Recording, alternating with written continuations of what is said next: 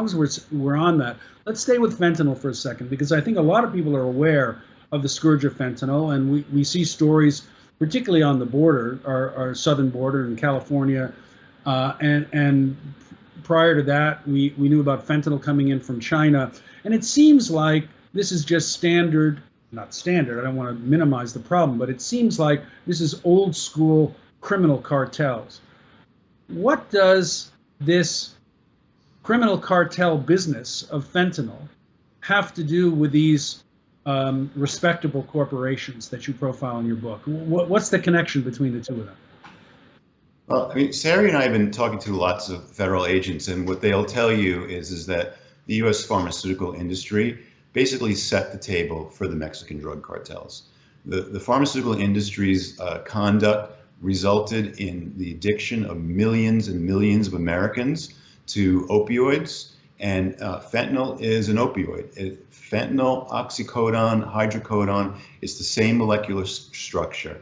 And so the conditions were set. There was a ready market in the United States. When these companies started getting shut down, when they started getting fined, when they started getting sued, the pills dried up. It was almost impossible for people on the street to get these pills any longer. And the Mexican drug cartels saw a market.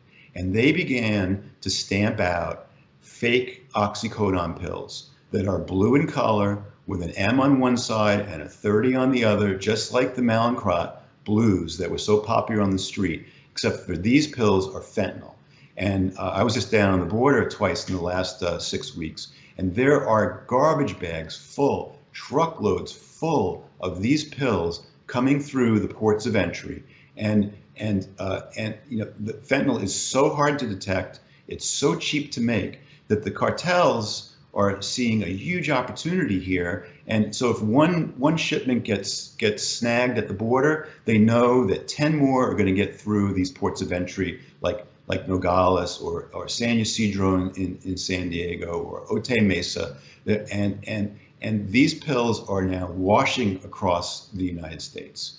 And it's terrifying because some people, they know that these are counterfeit. Hardcore users know they're counterfeit because they know they can't buy these pills on the street anymore.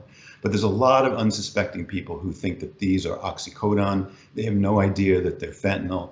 They're so well made. And you take one of these pills and that's it, lights out. Your respiratory system fails and you die. And so now, you know, we lost 100,000 people last year to overdoses, and most of them are due to fentanyl. And epidemiologists and others who study this believe that we are on pace to losing hundreds of thousands of people to the fentanyl epidemic.